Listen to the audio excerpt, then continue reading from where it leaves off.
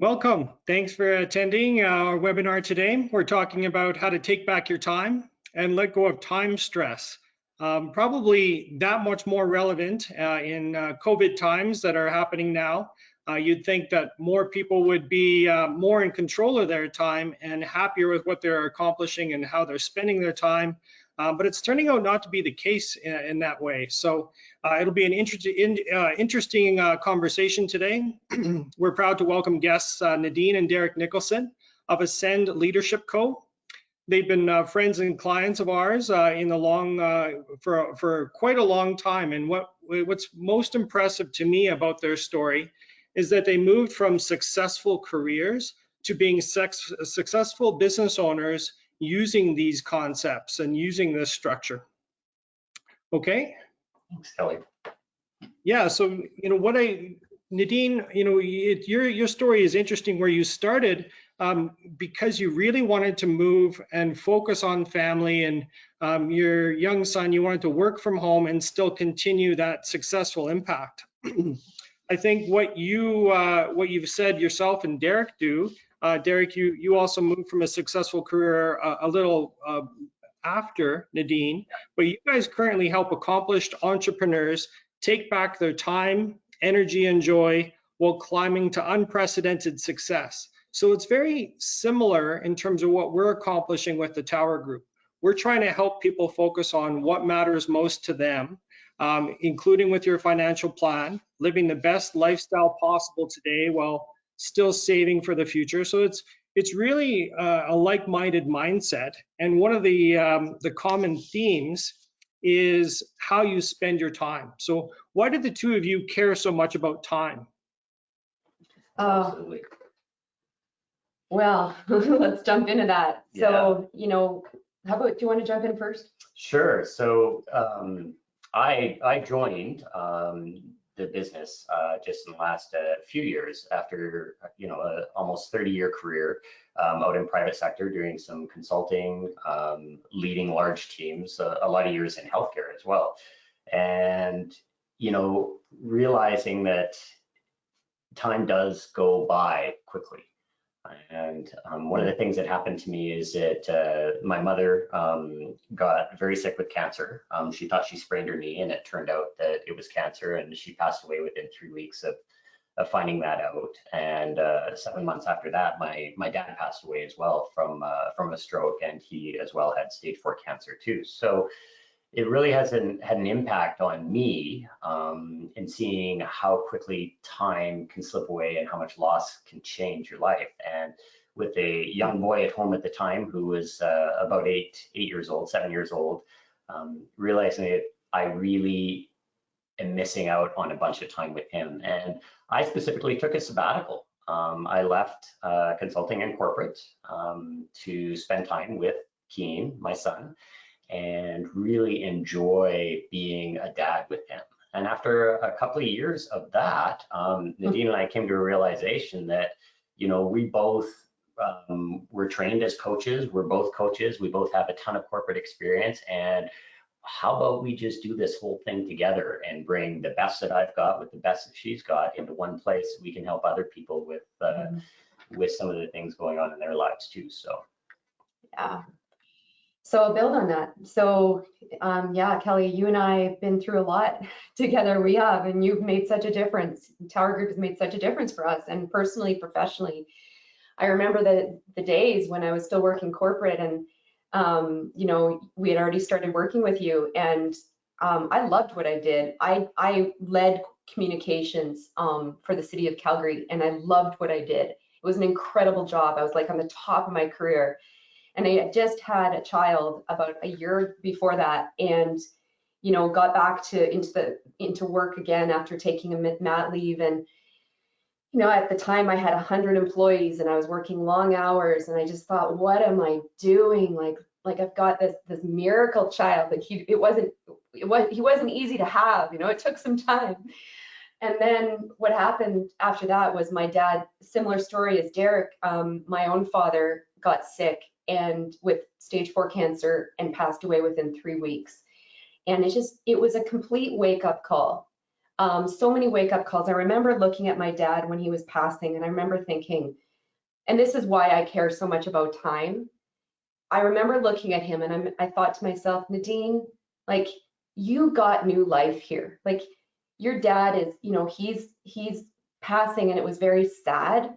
And yet it gave me new life to wake up, not work 70 hours a week anymore, and to focus on my family and what really mattered. And so I worked with you at that time in 2009 to set up this coaching business and also do a lot of consulting. And then eventually we brought our skills together. What now, 2 or 3 years ago? 3 years. Yeah. So I care a lot about time on the macro level of one's whole life. And then on the micro level of all of the actions and the decisions that are being made. Are they true to you? Are they right for you? Are they moving you in the direction of what matters most to you and who matters most to you? Yeah. And we set it forward. Oh, go They're ahead. very universal topics, right? And concepts and questions. Like, in the intro for this, the invite to this event, we were talking about how we all have a different amount of money, but the same amount of time in each day. And what you guys are talking about as well is how people spend time consciously, but more importantly, have they really looked at and talked about and constructed their family values? Like, have you identified and written down what matters most to you so you can try to live that day in congruence or in alignment with what matters most, right? Absolutely. That's absolutely true. And that's one of the things that when we took this on together is that we designed what we do and how we work to be that way. It is a fully integrated business in our lives that give us the time to spend the way we want to spend it, that we don't work 70 and 80-hour weeks.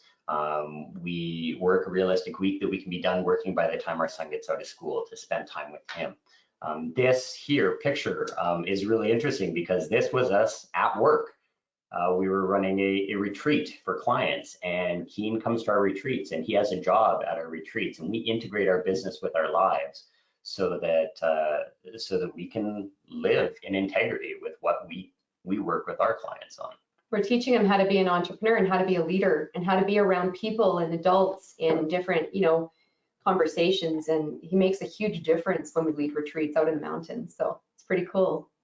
Well, that's what's interesting is that you don't have to have a successful business. The concepts can still be applicable to a successful career or even to a successful family, right? Like the elements of leadership really start with self-leadership and knowing who you are and being honest with yourself. And that's where we're very similar. Like, that's what we believe at the Tower Group, is that you really need to understand what your unique ability is what we use that terminology a lot, because it's really where your passions are, right? How do you enjoy or love work that much more, and how to embrace that, right? So 100%.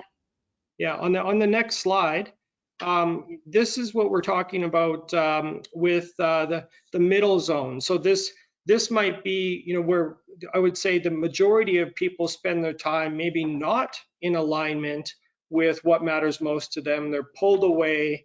Like, I've heard you talk about the middle zone. So what is it? Well, the middle zone is something that, it's so core, and most people don't realize they're in it. And so as we're sharing, and Derek and I are here to, share all this information, our invitation to everybody here, whether you're a business owner, whether you're a leader, you're an employee, wherever you are, whether you relate to your family, we want you to be able to walk away with a gem, something that you're like, aha moment, I'm taking that away.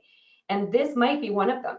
And the middle zone is when you're working harder to stay there.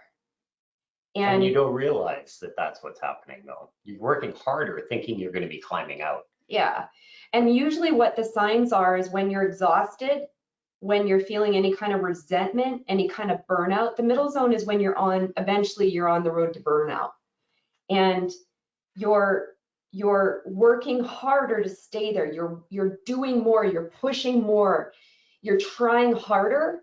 And when you the actual answer is to aim higher, and to get yourself out of the middle zone so that you can get perspective and to be able to see more clearly, so that you don't have to push, you don't have to drive, you don't have to exhaust yourself.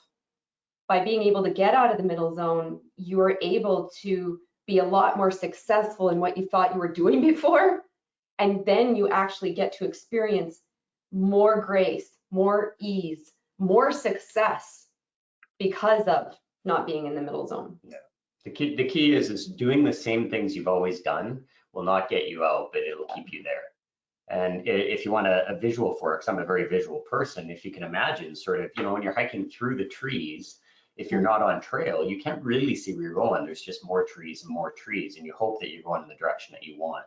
And the idea is to get up, get a rise out of that, get up to a place where it's more airy, kind of like getting out of a pass in the trees where you can see the top of the mountain, and then you can plot your course from there, and you're in a good place. So Kelly, I was just thinking it might be valuable to give like a tangible tool to this, like getting out of the middle zone. But were you about to ask something? I was just going to say it's such a simple topic and common sense that it's overlooked. It's taken for granted, right? We don't actively question how we're choosing to spend our time. Like, it's interesting and an interesting experiment that we all have supposedly more time now, and you'd think people would feel more fulfilled and at ease, and the opposite is being true, right? But absolutely, I think that's what people would want is, a tool or methods to, how do I get out of the middle zone and focus on what matters most, like daily? Yeah. Well, I'll give you one that I use daily, and it is incredibly strategic. So I call it a walking meeting with myself. So when I used to work in the corporate world, I led a lot of people, and I found that we would be working long hours, and we'd be eating lunch at our desks. I mean, how many of you can relate to maybe eating lunch at 2 o'clock, or some of you that may be true. And so I got to the point where I would like, okay, we gotta have we gotta catch up. Like, we're sitting at our desk, we're eating, we're doing all this stuff. How about we go outside and we walk and talk? And what I noticed in that is that the success of the communication, the success of the results, the aha moments, it was incredible to see how much of a difference those walking meetings made.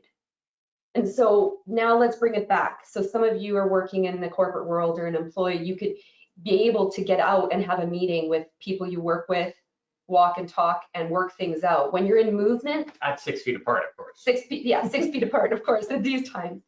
But let's say that you're working at home, probably you're working at home, or maybe you're an entrepreneur and you're self-employed, and maybe it's just you, or you have team members working for you. This is where it comes in of walking meeting with yourself.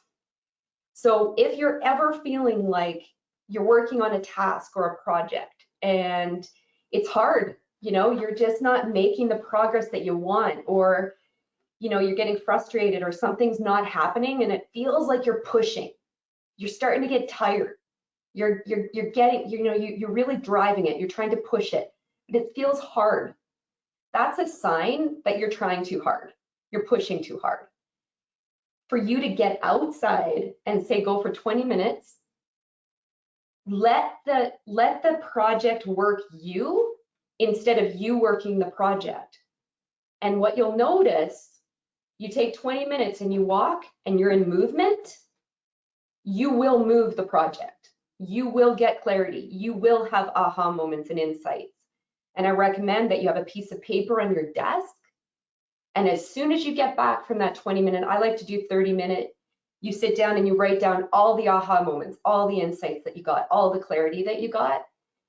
And my personal experience is that half an hour that I do every day, usually in the middle of the day, is the most productive and the most strategic and the most valuable half an hour of my day. Yeah. And I'm getting exercise. And there's and there's reasons for it. There's reasons for it clinically.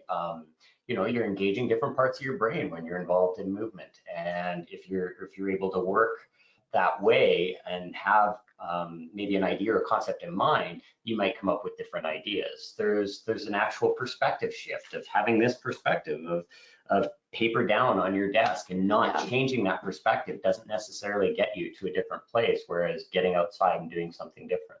There's a benefit exercise. There's benefits of being in nature itself and the perspective change that that gives you by just being around maybe some trees in a park. So When that phrase of sleep on it, like that's partly where that comes from, right? Because then when you're sleeping, a lot of people find, a creative idea that shows up overnight, and same kind of concept applied consciously, right? Like I think some of the tips and tricks that we've learned over the years is exactly what you guys just suggested. Our best days at the Tower Group are when we take a 10-minute lap around the park around midday that just mentally restores your mindset, or it's almost like a reboot for your mental computer. And It a gets few you other, perspective. yes, absolutely, because it's Yeah. easy to get that perspective if there's a life-altering event. Oh, I should live more in alignment with what matters most, but it's harder to sustain duration of that and living in alignment with that. But I was going to mention a few tips and tricks that we've heard on our side is a gratitude journal in the morning where you're writing down things that you're grateful for, maybe reaching out or sharing some of that with someone else. We do a positive focus at the end of every day to just recharge, kind of point out, again, more gratitude. I love Chris Hadfield, obviously one of Canada's most famous astronauts, but he suggested have a personal mission or a professional mission, even if it's just something small every day where you can kind of leverage off of that. You feel like you've got some energy from accomplishing something, and then you just jump on the next mission. So interesting.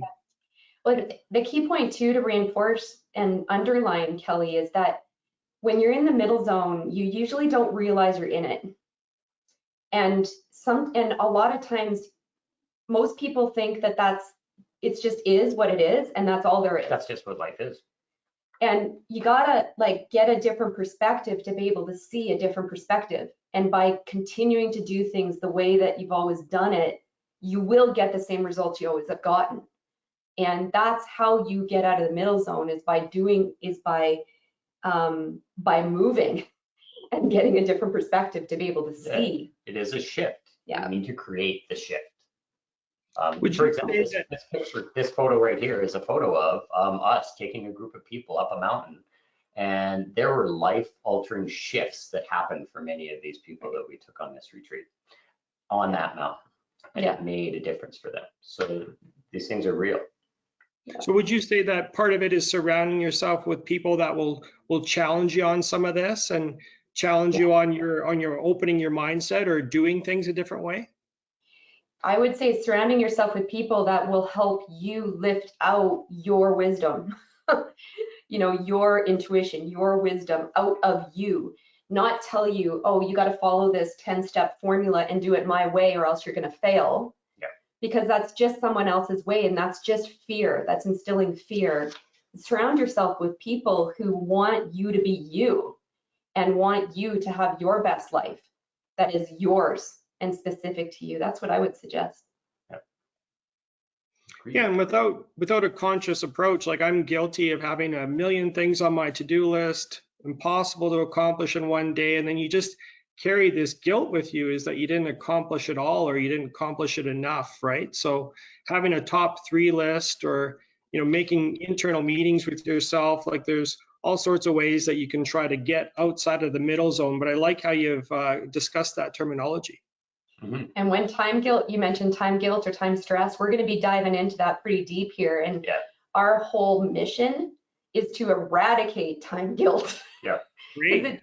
People don't need to feel that you don't need to have time guilt or time stress. Like you really don't have to. And we're going to help you shift it. Awesome. Well, let's move to the next slide. Your company is called Ascend Leadership Co. What is Ascended Leadership? Do you want to jump in with that? Ascended leadership is really simply, it's getting to that place where you're able to see above where you were seeing before. It's looking at these 5 different forces, these 5 different areas, and doing things differently than you have before to actually get to a different place. It's getting out of that middle zone, rising above, and making a shift. really in the core of this, you guys were talking about, Nadine was saying, surround yourself with people who help you to find your truth. The core of this is your truth and what's right for you. Yeah. Every single person, this is going to be a little bit different, because in the middle of it is your own wisdom and what works for you. So may I add a thought to that, is that ascended leadership is really not about what you're doing, although we're experts at, we're all doers. like, we're all doers, and we are really skilled at helping people choose the right actions that help them focus on what matters most to them. So ascend leadership is not so much about what you're doing, it's about who you're being. It's about who you're being when you're doing. It's about your own self-leadership, your perspective, your how you're leading yourself in your choices around what you're doing. And it is also about rising up out of the middle zone and shifting the perspective to be able to see a lot more clearly. Yeah. So these 5 forces are like our methodology. They're our thought leadership. This is our expertise. And when we work with clients, we work on all of these 5 things. What we're going to dive deep in here today is time mastery. Perfect. On the next slide, we're talking about time mastery, and my mind goes to time management. Like, what would be the difference between time mastery and time management? That's a great question, Kelly. Because time management is very common. We talk about, oh, do you have your day timer? There's the 7 Habits of Highly Effective. There's tons of books. They're all about time management, getting more things done. And the truth is that managing time is a fallacy. We can't manage time. Time ticks away second by second. There were another couple of seconds just lost right there. They just ticked away. We can't manage our time. What we can do is we can master how we are with time. And when you look at this definition, the key words that stand out is about alignment, being aligned to what matters most. It's about integrity. Time mastery is an integrity issue. It's about being in integrity. Yeah. It's about knowing what you value and what your values are. And it really is about the investment that you have. It's not something that you're managing by a task list. Really, to build on Derek's point, is this time mastery is self-mastery. Yes, it's leadership. It's leading oneself. And when I look at that, remember earlier in the call, we talked about the macro and the micro, Kelly, around time.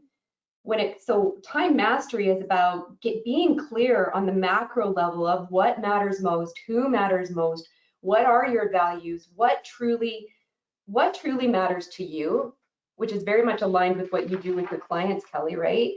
And then the integrity is when there's alignment. So what you want and what you care about, what matters most, actually drives what you do.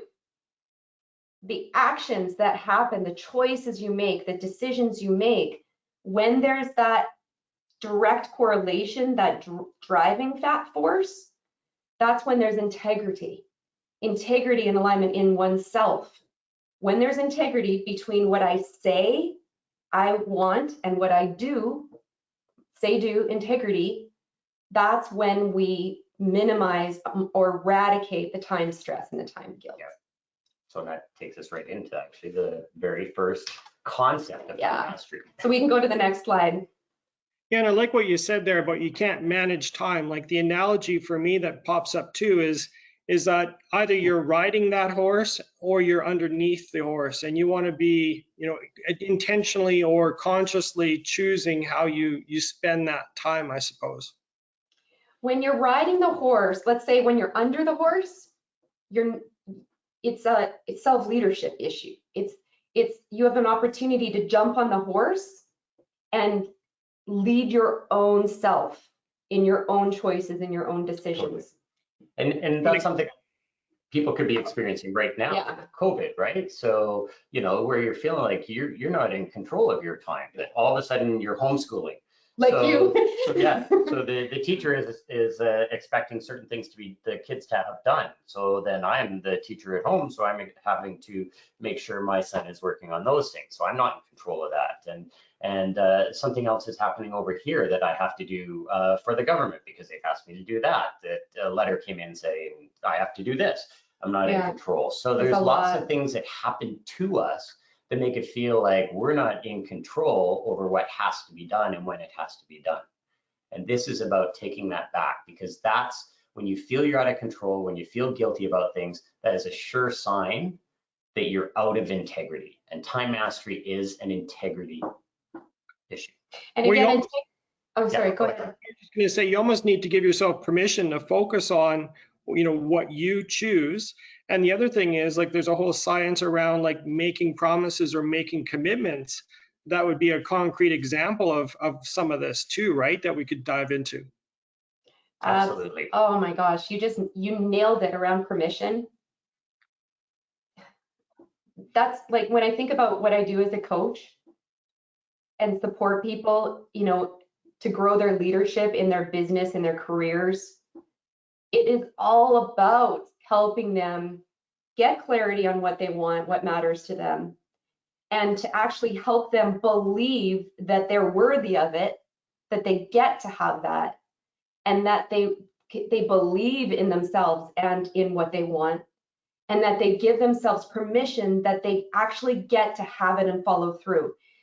When the follow through isn't happening, it's because we need to back up the truck and get to, okay, well, why are you in this say-do gap? Like, why aren't you following through on what matters to you? Let's back it up and see what's actually going on that's causing them to not feel like they can have it, or they should have it, or that it will even happen. Yeah, so you mentioned commitment, and I think that's one of the things that we have a conversation with all the time. And we know that trying to be everything to everybody just leads to overwhelm, but choice and making conscious choices about time is what's going to make a difference for you. Now, we have a conversation with our clients often that it's not just about the choice, but it's about who you're being when you're choosing.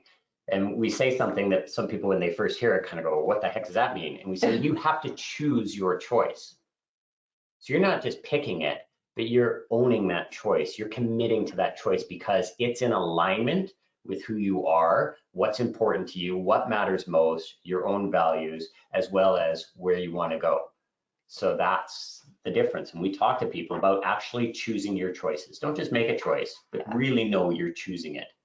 When a powerful concept that we've been introduced to is from Dan Sullivan at the Strategic Coach, talks about how a mess equals an obligation minus a commitment. So if you have an obligation and without the commitment that is in alignment with what matters most, it feels like a mess. And you might have some messes everywhere where you might have to get real with yourself to clean those up, to maybe throw some away, maybe to delegate some others, maybe to power through some. But that's why it feels like work, is because it's that obligation minus that commitment, right? Absolutely. And sometimes we see it in hindsight. You're reminding me of something this morning that happened as a personal story. Our son is 12 and we're homeschooling him. Derek's really taken the lead on that right now, which is, another layer of what we're responsible for too, like other people are. And Keen had gotten up and he went right to his phone to check the new music. And we always have this thing where we connect with each other in the morning before we look at electronics. And I was trying to connect with him and he wasn't available for that because he was on it looking at these songs. And I was kind of sad about it, because I really wanted to connect with him, but I let it go. About 10 minutes later, he comes into my office and he said, Mom, I want to give you a hug. You were trying to talk to me when I was on my phone and I want to hug you. I want to, give you a kiss. And then I said, how did you feel when that was happening? And he said, after that happened, and he said, I was sad because you wanted to, say good morning to me. So here he's 12 years old. What a teacher, right? Of seeing something and then cleaning up that mess and focusing on coming back to the relationship. Interesting. Well, and what we say yes to obviously is important, but maybe more important is what we say no to. Like, how can you say, do you have any advice or tips on how to say no to people when it just really, that commitment that you're about to make or that promise you're about to make isn't in alignment? Oh, the great tool, a great tip that we use all the time, and we call it the yes, no counter offer. So let's say someone asks you, how about I play with you, Kelly? Like, let's say you get a message from an email from one of your clients. You guys are so committed to client service, right? Like, this is a core value of yours, to be available for your clients. Yep. You get an email, someone says, hey, Kelly, I really need to talk with you this afternoon. Right now, 12:30. Or maybe right now, like, this is really, really important. I need you. Like, every client's going to want to feel like, whether you have 100 clients or 5 or 200, they want to feel like they're your only one most of the time, right? Absolutely. So you can respond to that situation in one perspective might be, yes, I got to talk to this person right now because they're a huge client. I can't say no to a client. It's yes. It's I yes. can't say no to a client. You know, I don't want them to think that I'm not available, because we care so much about our client delivery and being available. And so then you take the call and you step over yourself, right? Or you could look at that and you could say, they're really important to me, and also my time is really valuable right now, and I'm in the middle of a project that I need to focus on. And so the yes nor counteroffer is, yes, I'm available. Yes, I will respond. I will do what you ask. No is no, I won't. Counteroffer is, yes, I'm available to talk with you. How about at 4 o'clock? Yes, I'm available to talk with you. How about you send an email with your thoughts first, and we'll jump on the phone tomorrow at 9. Makes sense. The Yeah. So there's counteroffer more than just yes and no. Absolutely. And I ran into this a lot when I was doing some coaching in large oil and gas company downtown, where, you know, people's calendars were packed full. And there were invites that were sent out to tons of people, and people just automatically accept invites. And it was almost worn like a badge of honor that my calendar is so full, I'm so busy. And there was such a feeling of overwhelm and not getting things done. And I never get my job done. I'm always in meetings. It's because there's lack of counteroffer. Yeah. There's just a yes, yes mentality. Someone invites me, I take it. There was no questions, counteroffers. Do I need to be there? What value do I add to this meeting? What specifically do you need for me to make a decision on this topic? There was no counteroffering happening. And I was working with groups to help them in that, to help them to streamline how they could be more successful in their jobs. So usually often the yeses, when you step over yourself, come out of fear, of worry or lack about what they might think, or if you don't get back to them right away, what will they do? And so the counteroffer is a great tool to recognize and to see them and to say, yeah, I hear you, you're important to me, right? Even if you don't say it exactly like that. And Yep. here's when we can talk, here's when I'm available. That word available is so good. It's like, I'm not available right now. And so my counteroffer is, here's when I'm available tomorrow morning at 9 o'clock. Well, and that's key. Like, we always want to say yes, right? Like, we've got like a 24-hour turnaround for our service commitment. We try to go above and beyond with connection points, like every 4 months throughout the year, and people kind of accumulate their agendas. We've got a deep team where we've kind of specialized, where there's 5 people in our core team. So now, for example, Jeff is known as that schedule manager or the planning coordinator that helps with forecasts. So that's how we've tried to expand our impact, by just leveraging that unique ability of each of the team members, so that what I contribute is what I enjoy most, where I'm most passionate. But for sure, you know, you can have those kind of counter offers in your day-to-day life, personal or professional, where you can just, you know, if you're finding that person a way to help them. Maybe it doesn't require a ton of your time in that moment, though. So a very powerful perspective that you guys shared there. Yeah, a counter offer is a yes. And it's a yes for you, and it's a yes for them. Whereas if you say a yes too quickly and you step over yourself, what you've done is you've given them a yes and you've given you a no. and what's really interesting is that can happen so fast, and it can happen with some story in the background that you create that might not even be reality. What I was talking earlier about the fear, Yeah. if I don't get back to them, what will they say or think or do? Yeah, whereas that person may not expect you to get back to them for like 3 days. Right. Even though you have a 24-hour turnaround, I might not need you to call me back for 3 or 4 days. Kelly, Right. this reminds me of something to underline for everybody, whether you're an entrepreneur, you're an employee, you're a leader in your company. this is something I learned many years ago. I was a media relations spokesperson for a $3 billion company. And so I would be answering all the media calls and doing all the media interviews on TV, radio, all that. And like media is a great example. When they call, most people say, how far do you want me to jump? Because they're worried. Most people are worried about if they don't get back to them immediately, what will happen? What will that media outlet get or print or publish? At that time, it was even a bigger deal before social media because these kinds of journalists were all we had. And so I'll always remember this feeling in this, what I used to do is I would have this thing that I would educate the reporters I wanted to have. And so I was responsive, and I was responsive on my terms.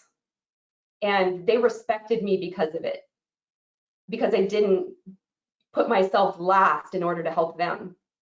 I didn't sacrifice myself in order to help them. I saw them as important as me. And so for everybody listening, you know, in your business, with your clients, with your coworkers, with your boss, with your employees, you get to actually educate the relationships you want to have, educate the clients you want to have, educate the boss you want to have, educate the employees you want to have by clarifying of what you're available for and what you're not.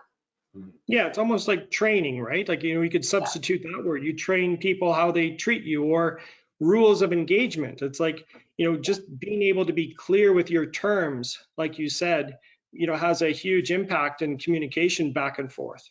Yeah, totally. And there's a real practical tool that you can have for this, just about being in integrity. So if you're faced with any sort of choice or anything that way, and you're wondering about a counteroffer, if you hear yourself saying, well, can't or should or shouldn't or those kinds of words, those are hints that maybe you're out of integrity.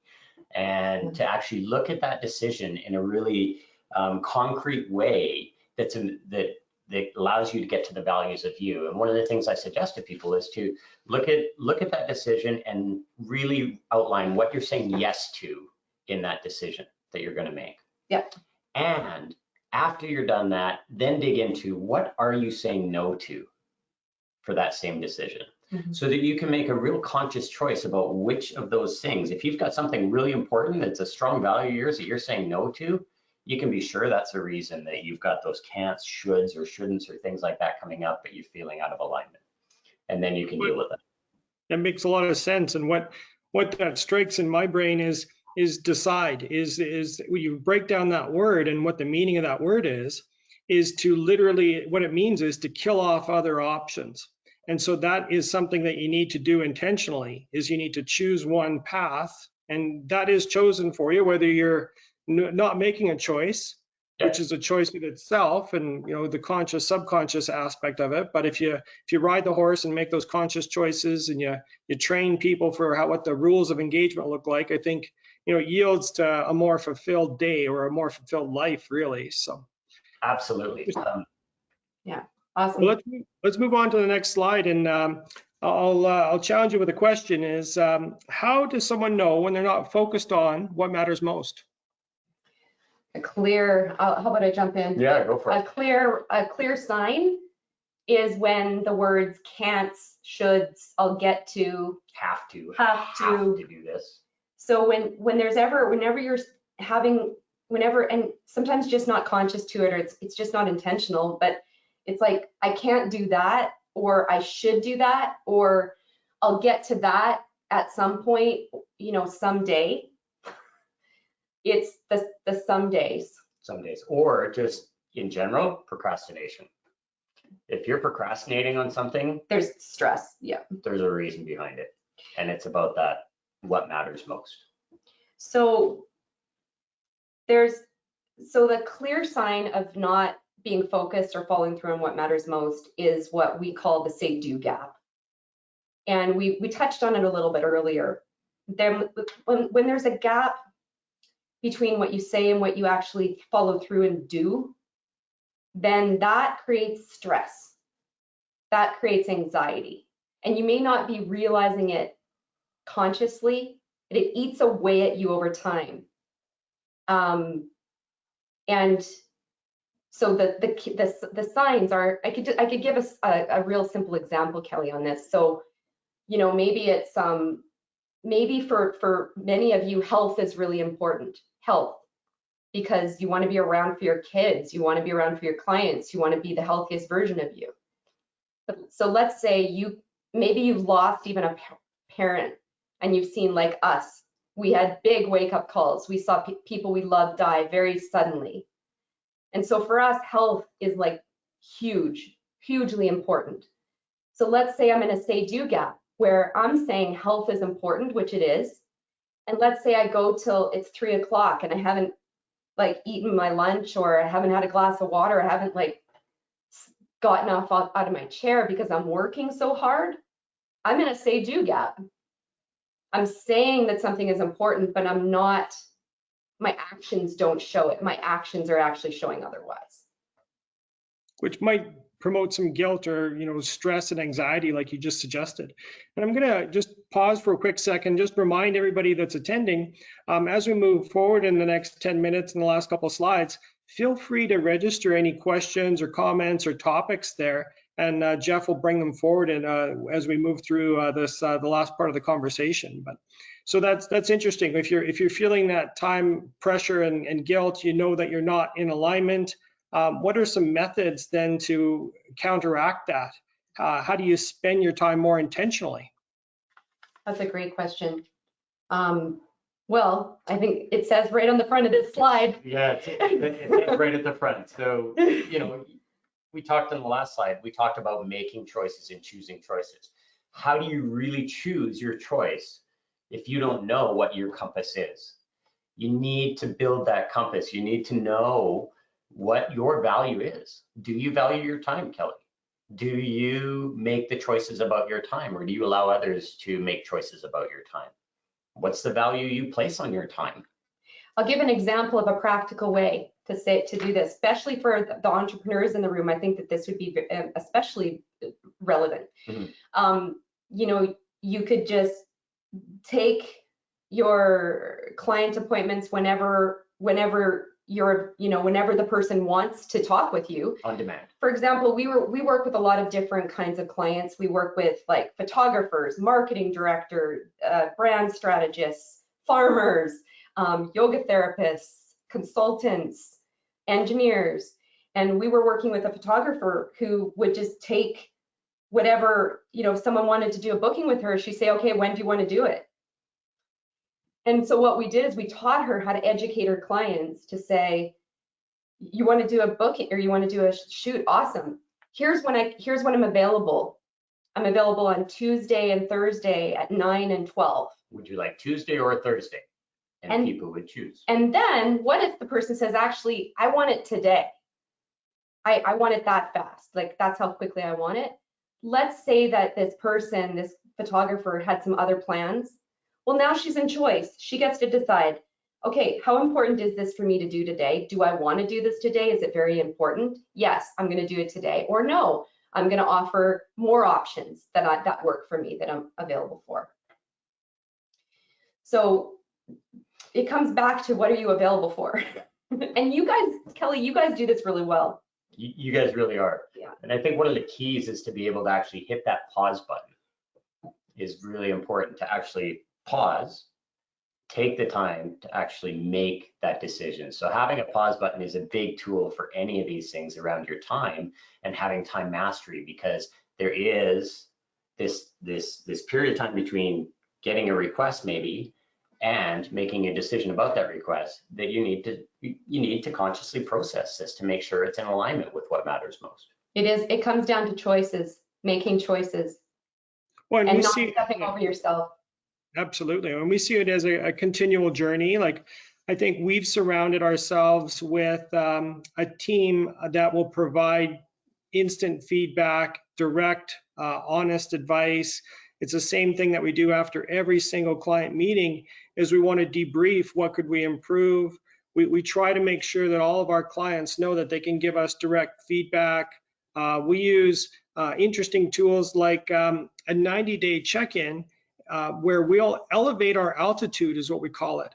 So we'll be looking over what do we need to feel happy about to accomplish by year end, and then work in a backwards fashion are we doing things this next 90 days that will get us closer to that? So I think, you know, you can only accomplish it, like, it's common sense, but it's not common practice. It's something that needs to be worked, right? It's so simple, but there's a sophistication behind the scenes here in terms of how to live in alignment. Absolutely. Yeah. And it's about, and that's the work that we do with our clients, is Mhm. we really support them through making that shift over time and by embedding those practices in who they are. And that's why we say it's not about just what you do, but it's about who you're being, and it's embedding these practices in who you're being. You know, and money comes into this. So, you know, a big piece about, you know, leading your time is to start by valuing your time. And a way to value your time is related to a direct correlation with money. You know, for the entrepreneurs in the room, that definitely will relate 100% to what you're valuing your time in relation to what is the price of your time and the price of you being in your unique ability. Well, and it's very relatable to people who work in other organizations who Yep. are entrepreneurs as well. Absolutely. You know, When because if you're getting triple booked in meetings, well, you get to show and you get to stand for the value of your time and the value of you being present where you're needed the most. And this is just like the old adage that says you're 5 times more likely to accomplish a goal if you write it down. So you need to physically articulate what your family values are, or in the company, it might be your company ground rules. Like, what are your top commitments? And beyond values, it's principles. So how do you act in alignment with those values? So if anybody is interested to get some input or an exercise on how to create those family values or those company ground rules, definitely reach out, and it's part of our work. Or absolutely, we'll kind of go back to your company as well. And if there's a next step to get more, we'll kind of reach out to that too. But let's move to the next slide. Yep, sounds good. So from a game changer angle, you know, what key message do you want to accomplish from this message or this slide? Well, we wanted to make sure that everyone had an opportunity to walk away with some tangible tools, some tangible ways to put this to action that can be replicable, you know, do every day. Yeah. And I think we've shared quite a few of them. We have shared along the way, and we'll kind of summarize them just in case we just glossed over them. But one of the keys is that the game changers and the tactics. We have these as a third slide because it's important that you understand and you are looking at the other two first. It's important to know your value and your values. It's important about knowing what matters most and how you're going to choose and own those choices, and that you're going to make those choices. We could go into tactics about, well, here's how I organize my time, here's how I do this. But if you haven't done the work first about really knowing what matters to you, so that you can make choices in activating some of these tactics that are here, then it's not going to make a shift for you, and it's not going to make a difference for you in the long term. Yeah, I just had an inspiration, Kelly, that it literally just came up in the moment related to what Derek is saying and about a way to connect with us. One of the things that I love is to be able to look at when I'm working with someone and I'm able to help them find their money leaks, their time leaks, their energy leaks. I can actually look at the choices that they've been making with their calendar and with their time, not out of judgment. It's not out of you saying you messed up, you're doing something wrong. I don't come with that judgment. I come with, where are you leaving money on the table? Where are you leaking energy? Where are you leaking time? And that's an offer that I want to make to everyone here who's listening, that I would be absolutely happy. We can do it together, or myself alone, to spend a half an hour on the phone, kind of like you guys do, Kelly, when you do a second opinion, you know, on financials. Yeah. I can help you do a second opinion, and you can just on your time. On your time, and I will help you find where you're leaving money on the table, where you're leaking time, where you have time stress, and give you some, you know, game changer that's specific for you. So we can give our phone number at the end of the call and offer that.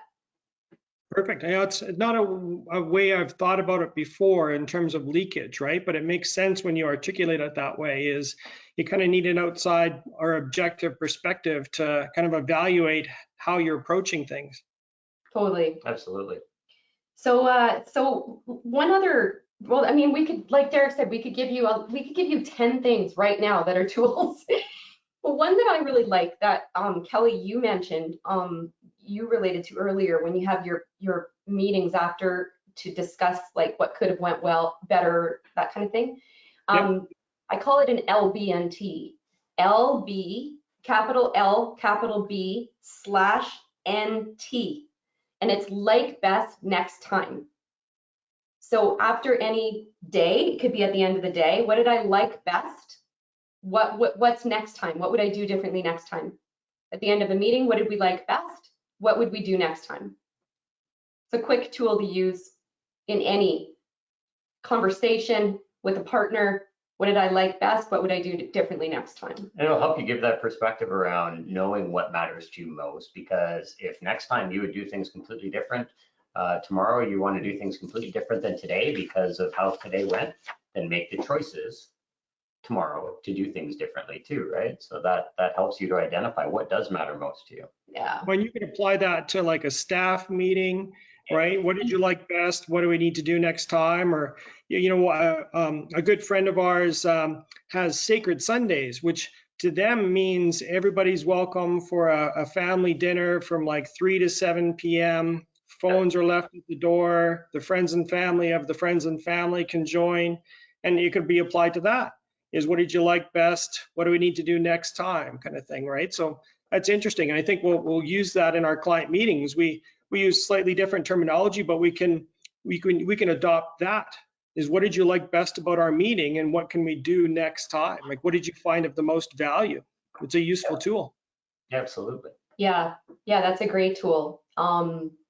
One other thing around time mastery for everybody is each one of you, whether you're an employee, a leader in your company, an entrepreneur, you have teams, you have your own employees in your company, it's every single one of us has a prime 90 minutes in the day. The golden egg.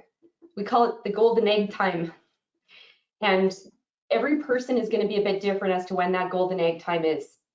And so it's important to know when is your prime time, when your brain is at its peak, your energy is at its peak, your creativity is on fire. You want to be doing your most important projects and most important focused activities, revenue generating activities, creative activities, most important conversations in that time. And that's time that you protect fiercely for you, and what you get to decide is going to happen during that time.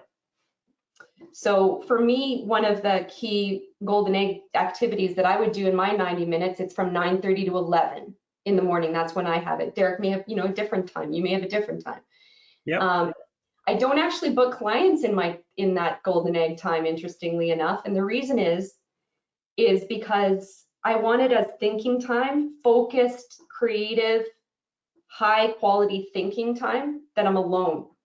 And because coaching and working with clients is in our unique ability, we can do our unique ability activities at any point in the day, and they will energize us.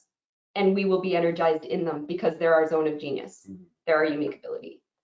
So sometimes you may think, well, that most important 90 minutes must be my most important client call or team meeting. Maybe, and maybe not. Possibly. It might be more to work on your business instead of in your business. Or That's on an your opportunity to actually look at the strategy that you've never actually looked at for the past year and a half. Or on your team, if you're, a leader in an organization or you're an employee, you have some more pressures on you in terms of sometimes you're being told, be at this meeting, and you're not always scheduling the meetings. But you could try to determine what is your best thinking time so that you're focusing your best time on projects. Yeah, I think probably a lot of people with challenge could answer that. When, if there's a couple hours or 90 minutes in a day that they're at their best, definitely for me, it's 7 a.m. to 9:30, kind of for that time period, that time range, but I haven't aligned my most challenging tasks inside that gap. So that's maybe what I'll start doing. That's a great insight. Awesome. Awesome. So moving on to that next slide, I think we're almost at the Q&A topic. Jeff, has any questions shown up? Hey, Kelly. Yeah, we do have a question. And just a reminder, if any of the attendees have a question they'd like to ask, just type it in the question box and we'll address it right away. Otherwise, if a question comes up after the webinar, you can always send an email to info@thetowergroup and then we can answer your question for you. So the first question comes from Elissa. She's saying, I've recently moved into a consulting role after being an employee for 35 years and have given myself permission to take back my time by no longer working the entire year. Now that I've been doing this a couple of years now, I'm finding that I have to consistently remind myself of that. It's hard not to get sucked into working more than I want because while I could, the demand is there and yes, the money is nice. What tips do you have to stay on the course you promised yourself so that you don't get sucked back into the middle zone? Oh, it's such a good question. Alyssa, is that your name? Alyssa? Elissa. Elissa, thank you. Oh, such a good question. And your work, I think, is it safe to assume that it's hourly? That you're like the more work As you get consulting, as a consulting? We'll just make that assumption. Yes. Yeah, and if it's not, we can always talk one-on-one. Yeah. That's such a great question. One I would say to you right now is get yourself a piece of paper and write down your why. Why do you want to have that spaciousness, to have that time, and what is it for? Why does it matter to you? That's a tool that you can come back to when you question yourself or you get a lucrative opportunity to fill in that gap. I would say do it now. Like, what is your why for why you want that space and that rhythm in your year? How does it help you? Why bother having that space? What does it give you? What difference does it make for you? What's your why for even having it at all? And get as deep as you can on that why, because it's really important. People do this, like, oh, I want to take summers off. Yeah. And not being clear as to exactly what difference does that make in your life or maybe the lives of the people that are closest to you. Really get deep on what is your why. And that's an important thing that, Kelly, you talked about daily journaling and a practice. And that those practices to embed that why are really important to remind yourself of over time, because it's there, and it may change a little bit for you. So to actually make sure that you're staying on top of that and reviewing that is really important. And I get like how it can be when someone comes in and says, okay, well, I've got this great opportunity for you. Here's a contract, just drop it on your table. You could start work next week, but you're supposed to be off for the next 3 weeks. With family and the decision-making process. And then it comes back to the tools around making conscious choices and decisions and remembering that you've got that counter offer in your back pocket. Yeah. That sometimes maybe the work doesn't have to happen right now and it could happen in 3 weeks after your time away. That's such a good point. And Alyssa, I want to say too that it comes down to choices. So, you know, I really relate to what you're saying. And recently at Easter, actually, so I don't normally work on weekends. That's our free time. It's our family time. And one of our clients, like when COVID happened and I got back from the US, I was in the US, and we had 3 priorities. Number 1, our self-care, our physical health, our mental health. Number 2, our family. And number 3, our current clients. And one of our current clients wanted us to do more work with her and wanted us to really work with her team and, you know, go deeper. And all of this was happening, like, she was really excited, and Nadine, I can see you and Derek like going, you know, really helping us with this. And I, you know, can see this so clearly that we were kind of going back and forth, and it went into the Easter long weekend. And normally I'd be like, Monday, you know, Tuesday or whatever, I'll get back to you. I was checking in with myself, Alyssa, to see what was my energy like. Was this feeling good to me, or was I stepping over myself or my boundaries? And so I talked with Derek and I said, look, like this client, you know, she really, you know, is very excited about us helping. You know, this is an amazing time to be doing deeper work with our clients and be, you know, and establishing our, you know, more financial security for ourselves too and our family. So we both agreed that it was awesome and cool that I would follow up and be in this conversation over the Easter weekend. And that was the right decision. If I was ever feeling like I was stepping over myself or I was stepping over my boundaries, I wouldn't have done it. And it was a conscious It was decision. conscious. Again, it comes back to that being present and making conscious decisions about what's right in that moment. That's the key point, Alyssa. It's about being conscious. I would build on that. Like you definitely need those months of the year that you're working, those weeks of the month that you're willing, right? The days of the week. Like, what are the blocks of time that you want to schedule that in? We differentiate between like focus and buffer time and free time. So like focus time is literally creating client value, generating revenue. Buffer time is preparing for those focus moments. So the backstage stuff, and free time is no work, but you need to have that schedule available. Simple shift, like you said earlier, is, hey, when do you want to meet? Instead of that, it's, well, I've got an opening. I've got 2 openings, Tuesday and Thursday, choose one, right?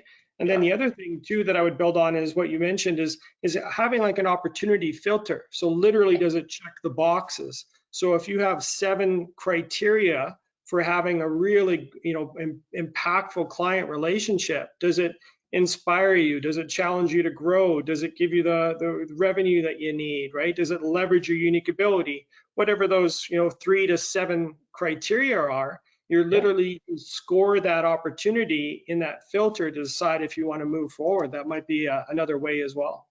Yeah, that's absolutely true. And I love your reference to also your time and your buffer and your focus time and free time. And Alyssa, one of the things that we do and we work with our clients on as well is create a time blueprint for our entire year. In fact, beyond a year. And we integrate that with our school calendar too.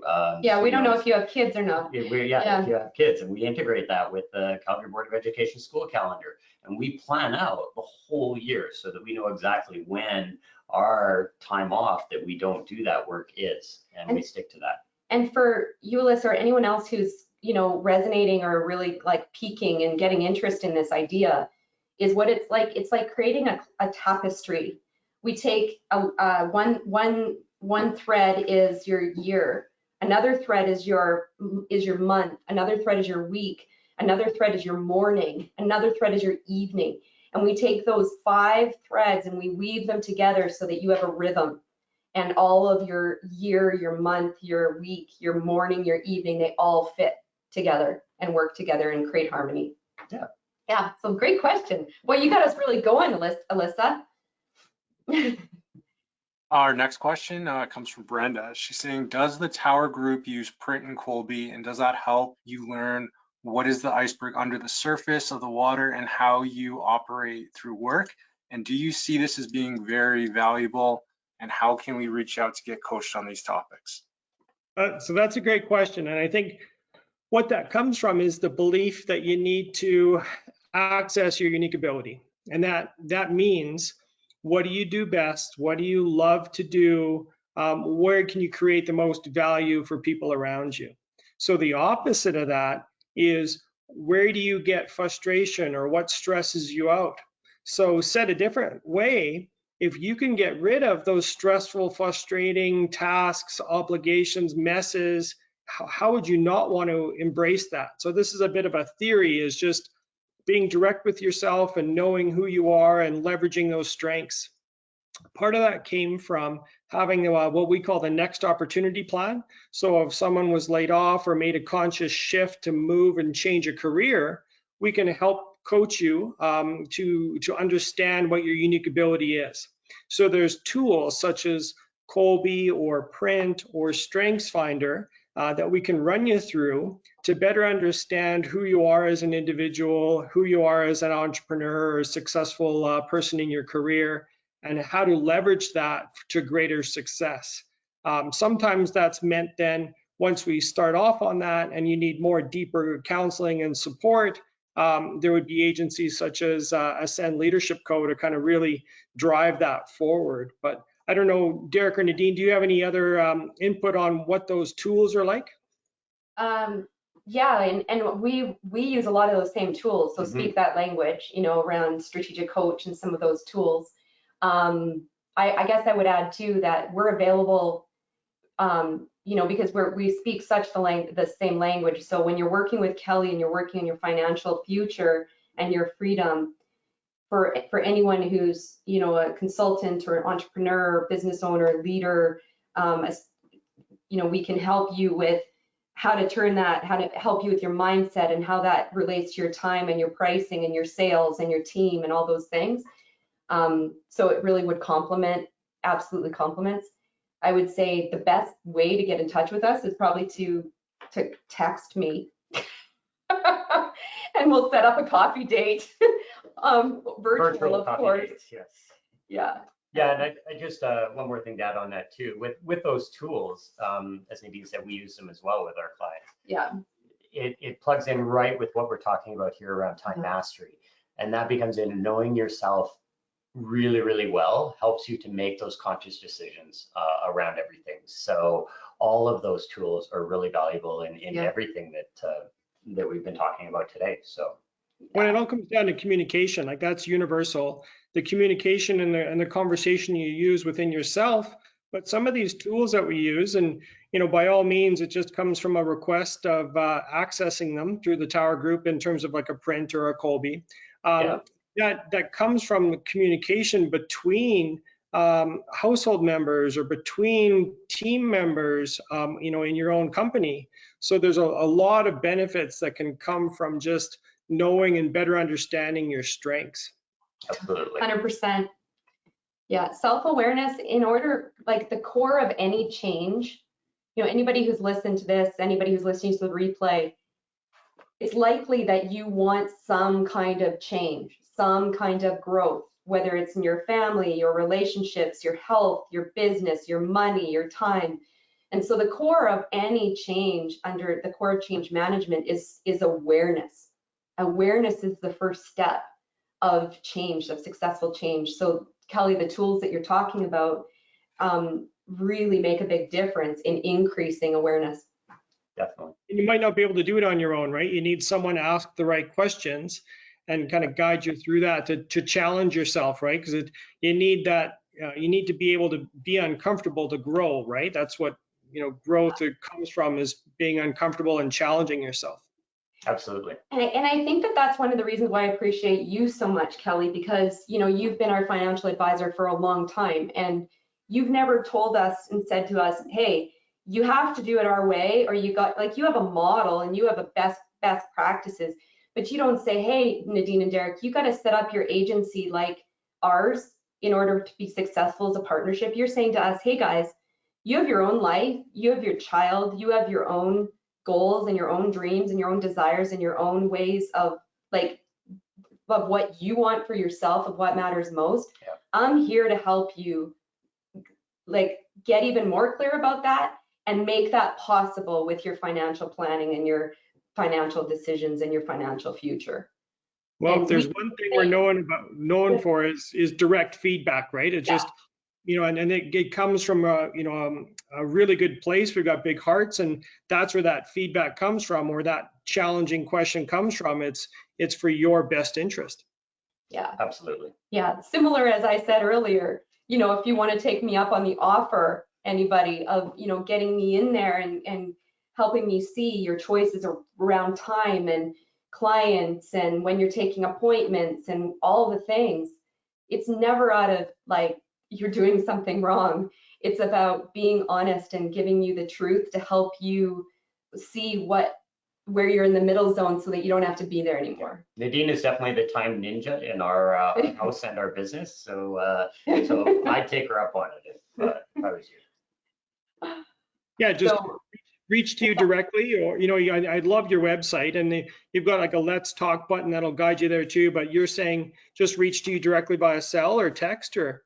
Yeah, there's two ways really, like, because this is a personal relationship, Kelly, these are all your clients, and you know, you already have that personal relationship and connection with everybody. We feel pretty comfortable giving our phone number. So we wouldn't normally necessarily put that on the front page of our website. So here it is, if you want to write it down. It's 403-816-9181. 403-816-9181. Or you can email if you're more comfortable, Nadine, Nadine, @ ascendleadership.com. Ascend is with a D. And I would just say, send a quick text message or an email, and then we'll get back to you and book a coffee date with you. And if you, another option is you can go to the Let's Talk button and fill out the questions, and that will also get you there. Absolutely. It will land in our inbox, and we'll get back to you to set up a coffee date. Great. We Jeff, just wanted do you to have have a direct route, everybody. Yeah, for sure. That's a valuable offer for sure. That was appreciated. Jeff, do you have any other challenging questions for us? Not at this time. Thanks for the great questions, everyone, and amazing answers.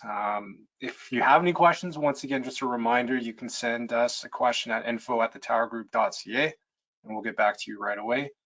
With that being said, I'll leave it to you, Kelly, to finish off the webinar. Well, and I just wanted to thank everybody for attending, and Nadine and Derek Nicholson from Ascend Leadership Co. Thank you for your valuable contributions and insights today. We really appreciate it. Thanks for having us. Thanks for having us. Thanks everybody for being here. Have a great day. Great Stay day. safe.